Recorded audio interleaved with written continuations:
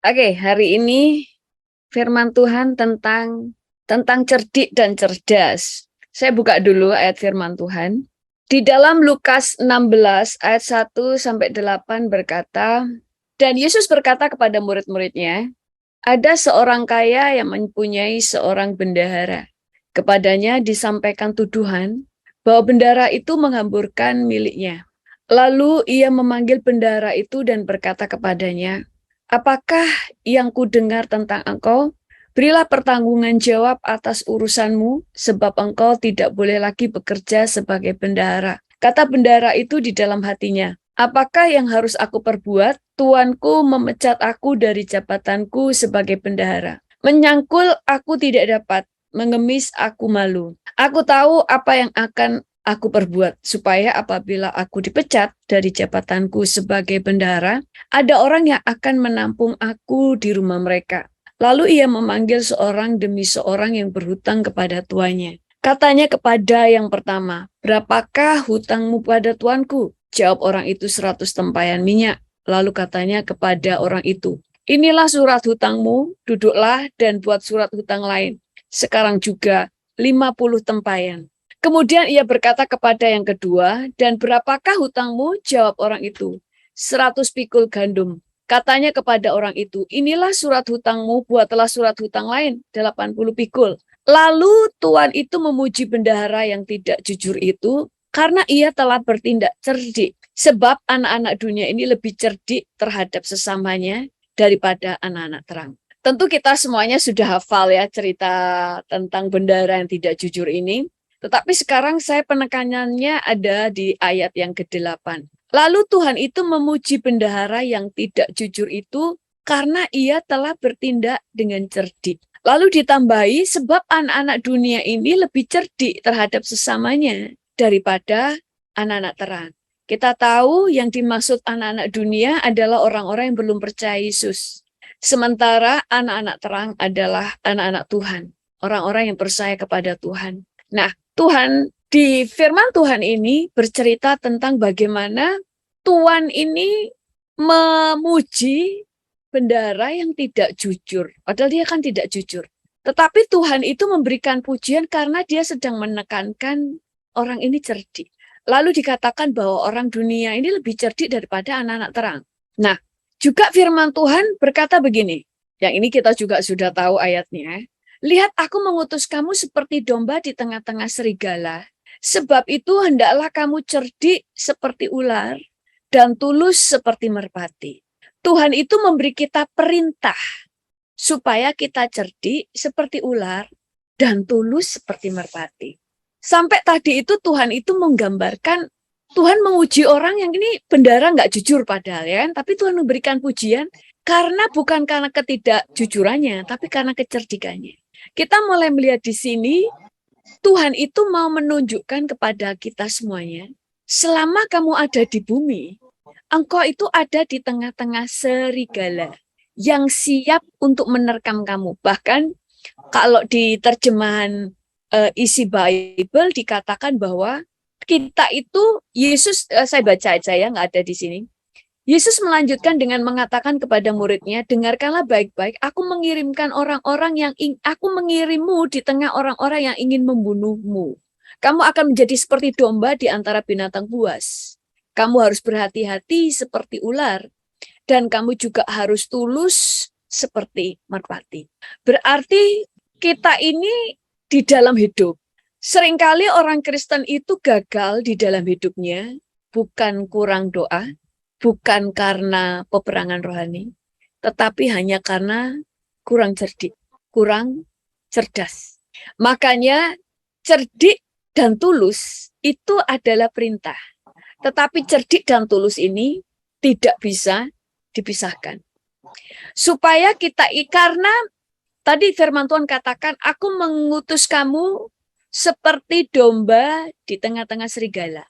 Kita ini tahu bahwa Tuhan itu memberikan kita gambaran bukan hanya seperti sebagai domba. Tuhan melambangkan kita seperti Raja Wali. Tuhan juga menggambarkan kita seperti singa. Seharusnya kalau Tuhan kirimkan kita di tengah-tengah serigala, kenapa Tuhan tidak mengirimkan kita sebagai singa? Kenapa Tuhan tidak mengirimkan kita sebagai Raja Wali? Karena kalau sebagai Raja Wali, waktu di tengah-tengah serigala, pada waktu dia mau menerkam, Raja Wali bisa terbang. Atau kalau singa, dia bisa melawan. Tapi ini justru anehnya, di tengah-tengah serigala, kok malah Tuhan itu mengutus kita sebagai domba. Jelas domba itu tidak punya tanduk untuk melawan.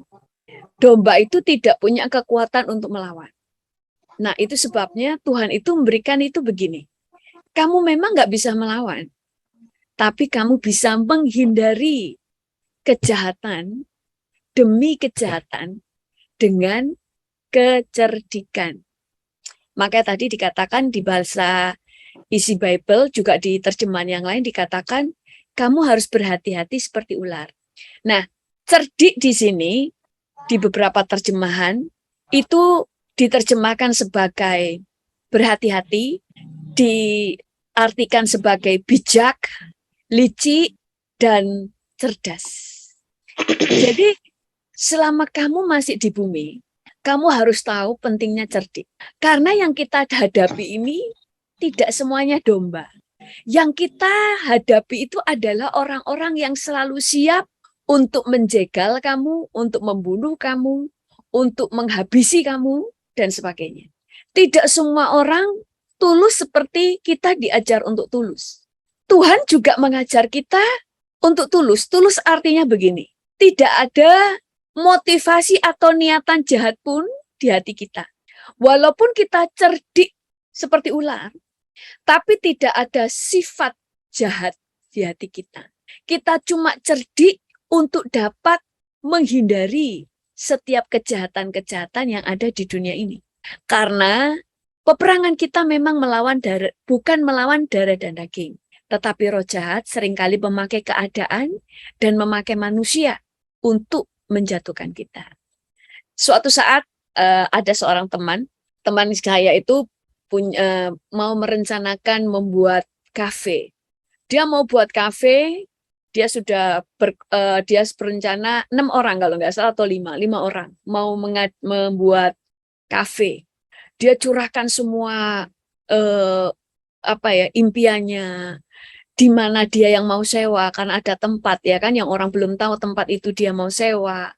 Terus dia sudah kasih tahu nanti rencananya apa saja. Kemudian pokoknya ide-idenya semua sudah diomongkan semuanya. Nah, kan mereka belum tentu join kan. Dia sudah kasih tahu. Terus ada yang tanya bagaimana caranya, nanti ininya pakai apa. Dikasih tahu semuanya. Nanti ini caranya gini, ini nanti bumbunya gini semuanya. Dan tahu, ternyata salah satu temannya membuka kafe itu di tempat yang dia mau sewa, dan dia jualannya persis seperti yang orang ini katakan. Sehingga orang ini dia sangat kecewa, kaget. Sehingga dia harus punya planning baru. Karena tadinya dia sudah incar nih tempat ini. Dan dia sudah rancangkan nanti akan dibuat begini, dibuat begitu, apa saja yang dia mau jual. Semuanya sudah matang. Lalu diceritakan kepada temannya. Dan ternyata temannya, dia itu bercerita dengan tulus. Dan ternyata dia tidak tahu, tidak semua orang tulus seperti dia. Dan ternyata orang itu diam-diam lalu menyewa toko yang dia sedang incar, karena orang ini sedang masih mau kumpulin dana untuk orang-orang mungkin yang mau join supaya dia bisa sewa itu, dia yang akan kelola ya kan, dan teman-temannya bisa join. Ternyata orang lain telah mendahulunya. Kadang-kadang memang karena kita ini anak Tuhan, kita itu bisa bersyukur bahwa segala sesuatu yang dirancang iblis untuk kejahatan, Tuhan itu bisa mengubahnya menjadi kebaikan. Itu betul. Tetapi sebenarnya kadang-kadang ada banyak hal yang tidak perlu terjadi. Seringkali ada hal-hal yang kegagalan atau masalah di dalam hidup kita, tidak semua karena pekerjaan iblis, tidak semuanya karena seizin Tuhan, tetapi seringkali karena seizin kita atau karena kebodohan kita sendiri. Itu sebabnya Tuhan itu di dalam Alkitab dibuka dengan gamblang. Kita tidak hanya hidup di dalam doa, Makanya cari kerajaan Allah dan kebenaran. Di dalam kebenaran itu kita diajar firman-Nya, hidup itu nggak cuma tulus tetapi cerdik. Cerdik itu perintah sampai Tuhan memuji orang yang nggak jujur. Bukan sedang memuji ketidakjujurannya, tetapi sebenarnya sedang menegur kita.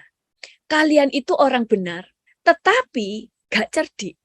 Makanya kamu kalah dengan orang dunia. Itu yang sebenarnya pesan Tuhan yang terkandung di dalam cerita seorang bendahara yang tidak jujur. Makanya disebut dengan jelas bendahara yang tidak jujur. Tetapi dari orang ini yang tidak jujur ini, kamu harus belajar sesuatu dari dirinya. Cerdik. Berarti cerdik itu sangat penting bagi orang percaya selama kita masih hidup. Daud pada waktu ditangkap oleh orang Filistin, dia pura-pura gila. Dia cerdik. Dia tahu apa yang harus dia lakukan saat itu juga waktu dia ditangkap. Itu namanya cerdik. Karena kita hidup dalam peperangan. Makanya jangan cuma tulus. Itu sebabnya juga tulus disebutkan di belakang setelah cerdik. Karena Tuhan tahu orang Kristen akan selalu diajar tentang tulus. Padahal Alkitab berkata, hendaklah kamu cerdik. Cerdik ditaruh di depan. Supaya engkau tahu, cerdik ini penting. Baru yang kedua, dan harus tulus seperti merpati. Karena yang kamu hadapi itu adalah serigala. Kamu harus tulus, kamu tidak punya niatan membunuh mereka, tidak berbuat jahat kepada mereka. Tetapi kamu juga harus cerdik, cerdas, bijaksana. Nah, kayak tadi teman saya yang kemudian akhirnya orang lain yang pegang, orang lain yang buat, sehingga dia terpaksa harus cari tempat lain dan harus cari ide yang baru. Karena idenya itu tadi adalah di tempat itu, karena di lingkungan itu sangat cocok untuk kafe dan sebagainya. Nah, seringkali kita itu di dalam kehidupan itu cuma tulus. Kalau cuma tulus, kita itu akan menjadi orang yang naif atau menjadi orang yang dibodohin orang. Makanya Alkitab berkata begini. Alkitab untuk berbicara tentang ular, itu firman Tuhan berkata gini. Adapun ular ialah yang paling cerdik dari segala binatang di darat yang dijadikan oleh Tuhan Allah. Jadi ular itu memang cerdik. Dia diciptakan cerdik. Kedua, di dalam 2 Korintus 3 ayat 3 berkata, tetapi aku takut kalau pikiran kamu disesatkan dari kesetiaan kamu yang sejati kepada Kristus. Sama seperti Hawa diperdayakan oleh ular itu dengan kelicikannya. Jadi ular itu satu cerdik, kedua licik. Makanya waktu Alkitab berkata, hendaklah kamu cerdik seperti ular dan tulus seperti merpati. Cerdik di sini ada firman Tuhan yang menerjemahkannya licik. Engkau harus licik seperti ular. Kenapa harus licik? Bukan nondeng, tapi liciknya ini dengan ketulusan. Maksudnya gini, kamu harus tahu kelicikan ular sehingga kamu juga tahu cara berbelit-belitnya seperti mereka. Tapi tidak berbuat jahat seperti mereka. Makanya cerdik dan tulus tidak boleh dipisahkan. Kalau cuma tulus, kita akan bodoh. Hosea 7 ayat 11 berkata begini, Efraim telah menjadi merpati tolol. Tadi dikatakan bahwa kamu harus cerdik seperti ular dan tulus seperti merpati. Tapi kalau kamu cuma tulus tanpa cerdik, kamu menjadi orang tolol. Menjadi merpati yang tolol. Padahal Tuhan maunya kamu itu cerdik dan cerdas. Makanya kalau di gereja cuma diajar bagaimana berdoa, saudara akan menjadi orang rohani, tapi menjadi orang bodoh di dunia. Kecuali saudara benar-benar menjadi seorang pendoa sampai masuk dimensi ilahi, dengar suara Tuhan, saudara bisa taat dan sebagainya. Mungkin saudara nggak perlu cerdas. Tetapi sebenarnya di Alkitab, bukan tanpa alasan Tuhan itu menyuruh kita itu jadi cerdas. Di dalam Alkitab berkata, di dalam Amsal ya, banyak ayat ya, sorry. Orang cerdik bertindak dengan pengetahuan. Tetapi orang bebal membeberkan kebodohannya. Tadi Tuhan berkata kamu harus cerdik. Lalu di Amsal berkata orang cerdik bertindak dengan pengetahuan. Makanya di khotbah saya saya lebih tekankan jadi orang Kristen. Kita penuh doa, kita penuh urapan, tapi otak kita juga dipakai. Kita jadi orang yang cerdas. Kita juga menjadi orang yang cerdik. Orang cerdik itu artinya dia tahu permainannya orang dunia. Dan kamu tahu bagaimana bermain cantik. Seperti orang bermain catur. Saudara tahu permainan musuh. Dan saudara tahu bagaimana melawan permainan mereka. Jadi sekali lagi cerdik dan tulus itu perintah. Makanya bukan tanpa alasan kenapa Musa sebelum dipanggil Tuhan, dia harus ada di Mesir. Selama 40 tahun mengalami didikannya Mesir. Karena Tuhan gak cuma butuh orang yang diurapi, tapi dia juga butuh seorang yang cerdas. Karena cerdas itu penting. Makanya Tuhan sampai memberikan Salomo kecerdasan, hikmat melebihi semua orang di seluruh dunia. Karena orang cerdas itu penting. Karena hikmat itu penting. Pengetahuan itu penting. Hanya saja Salomo jatuh karena kekayaannya, karena perempuan. Nah, kita mulai melihat kalau Tuhan saja sampai memberikan hikmat seperti itu kepada Salomo, karena sebenarnya Tuhan butuh kita itu punya hikmat di dalam hidup. Tuhan memanggil Saulus pada waktu untuk dipakai Tuhan, dan Saulus adalah orang yang cerdas. Sehingga Saulus kemudian bisa dipakai Tuhan bertemu raja-raja dan para kaisar. Cerdas dan cerdik. Kenapa presiden di Indonesia sekarang presiden yang hebat? Dia cerdik, dia tahu bermain melawan musuhnya, cara mainnya musuhnya. Dia tahu cara berkelit, berbelok-belok seperti musuhnya. Tapi dia juga tulus. Tulusnya apa? Benar-benar ingin melihat bangsa ini maju. Ingin benar-benar melihat orang-orang miskin dimerdekakan dari kemiskinannya. Sama dengan hidup kita. Banyak rumah tangga hancur karena gak punya pengetahuan dan tidak cerdik di dalam kehidupan. Makanya Alkitab Amsal kenapa ditulis? Dan di dalam Amsal 1 itu ditulis dengan jelas alasan kitab Amsal itu ditulis. Ini firman Tuhan berkata begini. Sekali lagi ya, orang cerdik bertindak dengan pengetahuan. Tetapi orang bebal membeberkan kebodohan. Mengerti jalannya sendiri adalah hikmat orang cerdik. Tetapi orang bebal ditipu oleh kebodohannya. Orang berhikmat itu mengerti jalannya. Mengerti jalannya sendiri. Tapi orang bebal ditipu oleh kebodohannya. Makanya Alkitab itu mengajar kita itu enggak cuma hidup di dalam pengurapan, hidup di dalam doa, tetapi kita juga harus melatih otak kita. Karena kita ini hidup enggak cuma roh, jiwa, dan tubuh. Makanya kita juga perlu membangun jiwa kita seperti yang Alkitab tulis.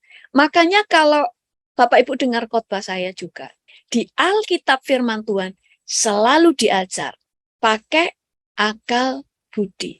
Akal budi. Akal budi. Banyak pernikahan-pernikahan goncang karena suami atau istrinya bodoh. Itu sebabnya Tuhan sendiri kalau kita hidup hanya dengan doa, Tuhan tidak perlu menulis pakai akal budi. Saya ada khotbah saya tentang akal budi. Makanya orang Kristen harus cerdas. Kenapa orang Yahudi dikatakan menjadi orang nomor 1? Mereka tahu pentingnya cerdas. Mereka tahu pentingnya mengandalkan Tuhan. Mereka juga tahu arti pengetahuan. Mereka juga tahu mengerti tentang urapan.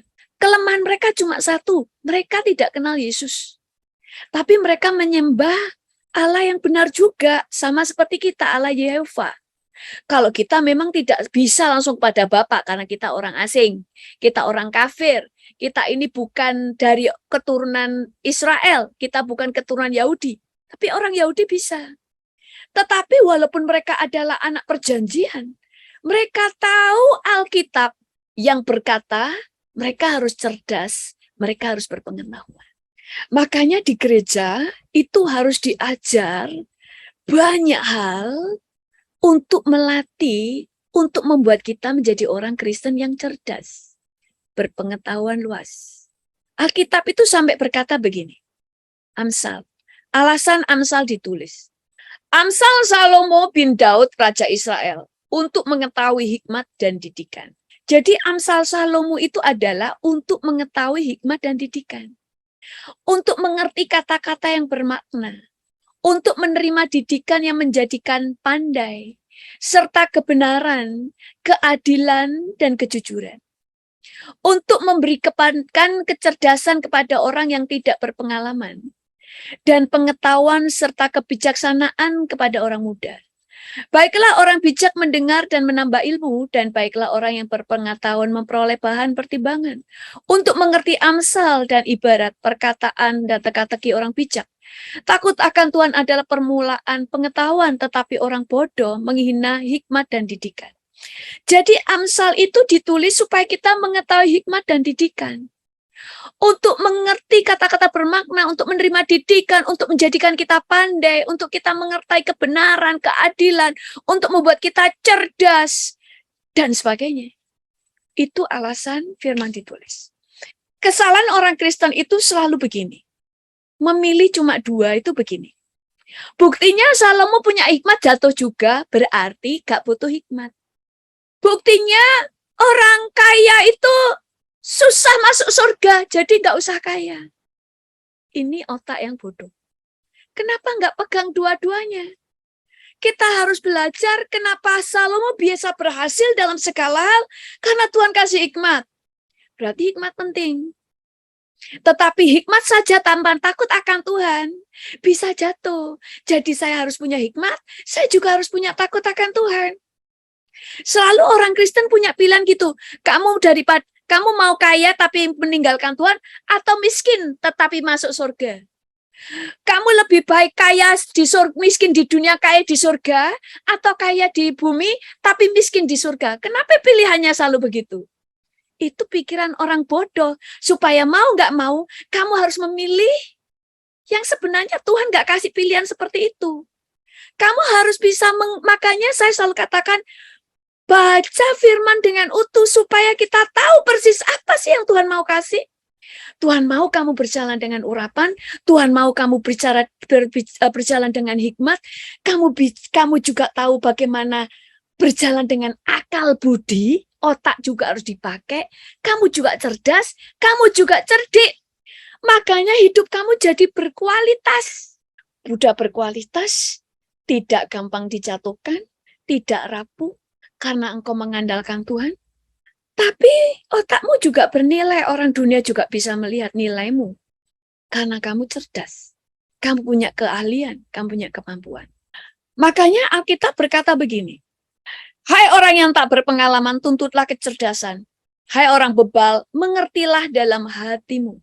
Hai orang cerdas, tidak berpengalaman, tuntutlah kecerdasan. Ini perintah Tuhan. Tuntutlah kecerdasan. Makanya ada orang tanya begini, kapan hari? Pastor, saya itu banyak orang Kristen sudah berdoa. Orang dunia itu nggak berdoa, tidak percaya Yesus. Tapi mereka seringkali lebih berhasil daripada kita, padahal kita berdoa. Saya katakan karena banyak orang Kristen berdoa, tapi jadi orang yang bodoh. Contoh, misalnya ada orang kerja di Amerika, berdoa. Doa itu untuk membuka peluang. Tuhan, aku butuh pekerjaan. Semua peluang dibuka. Tapi saudara nggak bisa bahasa Inggris. Saudara menggagalkan semuanya. Tuhan sudah buka. Saudara tidak bisa. Karena saudara tidak mengembangkan keahlian saudara. Saudara tidak tahu. Cerdas penting, pengetahuan penting. Tapi kan Tuhan bisa membuat mujizat. Tiba-tiba saya berbahasa Inggris. Bisa. Tapi seringkali Tuhan tidak mau. Kenapa kok Tuhan tidak mau? Karena yang Tuhan tuntut kepada kita itu jadi pelaku firman. Kalau Tuhan katakan tuntutlah kecerdasan, berarti kamu harus lakukan. Kalau semuanya Tuhan lakukan mujizat, kamu tidak akan jadi pelaku firman. Kalau Tuhan katakan perlu pengetahuan, tapi kamu tidak cari pengetahuan, semuanya Tuhan kasih langsung di otak kita, kamu nggak jadi pelaku firman. Alkitab ditutup aja, buang, kita tinggal berdoa. Dan Tuhan mengerjakan semua yang perlu dimasukkan otak kita. Maka Tuhan menentang firman-Nya sendiri. Nah, kemudian Alkitab juga berkata begini, banyak ayat ya. Saya itu suka kalau baca firman Tuhan, ayat-ayat itu saya suka. Semuanya itu jelas bagi yang cerdas, lurus bagi yang berpengetahuan. Jadi segala perkara itu jelas bagi orang yang cerdas, lurus bagi yang berpengetahuan. Terimalah didikanku lebih daripada perak, dan pengetahuan lebih daripada emas pilihan. Karena hikmat lebih berharga daripada permata. Apapun yang diinginkan orang tidak dapat menyamainya. Aku hikmat tinggal bersama-sama dengan kecerdasan, dan aku mendapat pengetahuan. Dan aku mendapat pengetahuan dan kebijaksanaan. Jadi segala perkara di hadapan orang cerdas itu semua terlihat jelas. Semuanya terlihat lurus. Tapi bagi orang yang tidak cerdas dan tidak punya pengetahuan, segala sesuatu misteri, segala sesuatu tersembunyi, buta. Makanya orang bodoh bisa dibodohin atau dimanfaatkan orang pintar. Kenapa sih Indonesia susah majunya? Karena banyak orang bodoh. Di Amerika itu sekolah gratis. Segala sesuatu mudah. Makanya mereka semuanya cerdas. Kita lihat, kenapa di Indonesia banyak radikal? Mereka itu dibuat bodoh. Lihat, mereka kalau masuk di pondok-pondok pesantren, nggak semuanya ya, itu banyak yang HP mereka itu dihancurin. Supaya mereka tidak bisa tahu dunia luar. Kalau tidak tahu dunia luar, otak mereka gampang di brainwash. Tinggal dicekokin hal-hal berita yang hoax, semuanya yang sesat, masuk. Makanya mereka dilarang melihat dunia luar. HP mereka dihancurin. Nggak disimpan loh, tapi dihancurin loh, dipukul, dipecahin. Supaya orang-orang mereka itu nggak lihat. Karena kecerdasan penting. Makanya saya pernah sampaikan begini. Banyak orang Kristen itu peperangan rohani cuma taunya level roh. Padahal peperangan rohani harus level roh, jiwa, dan tubuh. Salah satu contoh. Kalau kamu mau memenangkan kota itu, ada sebuah kota misalnya, atau pulau, atau kota lah kecil dulu. Di situ itu kemiskinan, sangat miskin. Oke, saudara doleng lah, doa keliling, doa perangi, doa cabut semua kutuk kemiskinan, semuanya, roh kebodohan, semuanya dicabut dalam nama Tuhan Yesus. Semuanya merdeka deh, sudah dimenangkan. Terus saudara kasih makan. Dalam 2 tahun, dalam 5 tahun, tetap miskin. Karena peperangannya juga harus ke jiwa. Harus memenangkan mereka dengan apa? Beri pengetahuan. Beri kecerdasan, sehingga mereka tahu cara keluar dari kemiskinan. Makanya banyak pelayanan orang miskin memberikan sembako. Mereka datang karena untuk sembako. Kemudian pulang, tidak ada perubahan. Makanya Tuhan mengajarkan cerdas. Sebagai orang Kristen yang cerdik, harusnya kita gabungkan tentang sifat orang Yahudi, bagaimana mereka kembangkan kecerdasan. Ditambah dengan kita hidup di dalam anugerah, percaya kepada Tuhan Yesus dan takut akan Allah. Maka kita menjadi orang yang powerful di dunia ini. Makanya kenapa Daniel juga itu cerdas. Nggak cuma penuh urapan. Makanya dampaknya lebih besar. Makanya orang Kristen itu selalu pilihannya, milih pintar atau urapan? Ya urapan. Bodoh. Pilih dua-duanya. Pilih kaya atau masuk surga? Ya dua-duanya. Pilih berhasil di bumi atau di surga? Ya dua-duanya. Ngapain suruh milih? Kayak di orang dunia kan, kalau ngasih pilihan. Kalau yang tanya jawab cepat itu loh. Kan sering kalau disuruh kan ini. Kamu milih anakmu yang nomor 1 atau kedua? Ya dua-duanya. Nggak boleh, harus milih salah satu. Dipaksa milih salah satu. Itu orang dunia. Padahal Tuhan nggak kasih pilihan itu. Kita tuh mau yang baik, semua pilihan. Itu yang Tuhan mau. Alkitab berkata begini. Raja, ini waktu ini tentang Daniel ya. Raja bercakap-cakap dengan mereka, dan di antara mereka sekalian itu tidak didapati yang setara dengan Daniel, Hanaya, Misael, dan Azaria. Maka bekerjalah mereka itu pada raja. Dalam tiap-tiap hal yang memerlukan kebijaksanaan dan pengertian, yang ditanyakan raja kepada mereka, didapatinya bahwa mereka 10 kali lebih cerdas daripada semua orang yang berilmu dan semua ahli jampi di seluruh kerajaan. Daniel ada di sana sampai tahun pertama pemerintahan Kores. Daniel dan teman-temannya itu cerdas. Bahkan 10 kali lebih cerdas. Kenapa? Karena untuk menghadapi orang dunia, Gak cukup cuma urapan. Cerdas. Orang akan berpikir begini, dengan urapan kan kita cerdas sendiri. Kalau Tuhan mau, bisa. Tapi kadang Tuhan tidak bekerja seperti itu. Makanya Daniel itu adalah salah satu orang bangsawan. Orang-orang bangsawan itu mereka sudah terdidik, mereka sudah berpendidikan, mereka itu pinter. Makanya kalau kita baca, salah satunya itu adalah Daniel, adalah orang-orang yang berpengetahuan, orang-orang yang tahu tentang bahasa, tentang segala pengetahuan dan sebagainya. Salah satunya adalah Daniel.